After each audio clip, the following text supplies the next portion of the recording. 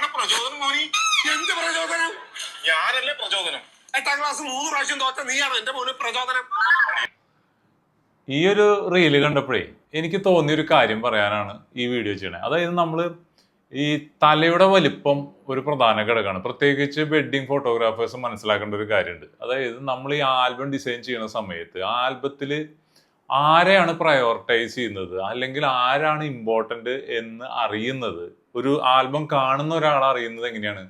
ആരുടെ തലയാണ് വലുതെന്ന് നോക്കിയിട്ടാണ്. ഇപ്പോൾ രാഷ്ട്രീയക്കാർ പോസ്റ്റർ ചെയ്യുമ്പോൾ അല്ലെങ്കിൽ ഒരാൾ പോസ്റ്റർ ചെയ്യുന്ന സമയത്ത് അവർ പോസ്റ്ററിൽ ഏറ്റവും പ്രധാനപ്പെട്ട ആൾ ആരാണെന്ന് നമ്മൾ വിഷ്വലി എങ്ങനെയാണ് മനസ്സിലാക്കുക എന്ന് വെച്ചാൽ വലിയ തല ആരുടെയാണെന്ന് നോക്കിയിട്ടാണ്.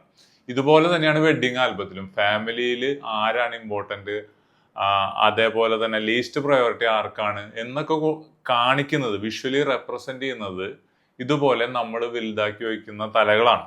പലരും ചെയ്യുന്നൊരു മിസ്റ്റേക്ക് എന്താണെന്ന് വെച്ചാൽ എല്ലാവരുടെയും തല ഒരേപോലെ വയ്ക്കും. എന്ന് പറഞ്ഞാൽ ഈ ഡിസൈൻ ലേ ഔട്ട് ഈസി ആക്കാനായിട്ട് അല്ലെങ്കിൽ ആ പണി വേഗം തീർക്കാൻ വേണ്ടിയിട്ട് പടപടയെന്ന് ഈ സാധനം നിരത്തി വെച്ച് പോകുമ്പോൾ ഇതിൽ വലുതും ചെറുതും തമ്മിലുള്ള വ്യത്യാസം മനസ്സിലാക്കാനായിട്ട് പറ്റാതെ പോകും.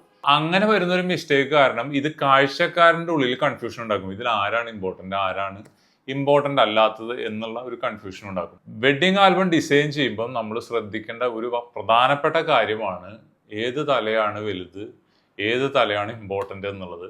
സോ അടുത്തൊരു വീഡിയോയിൽ കാണാം. അതുവരെ ടേക്ക് കെയർ, ബൈ.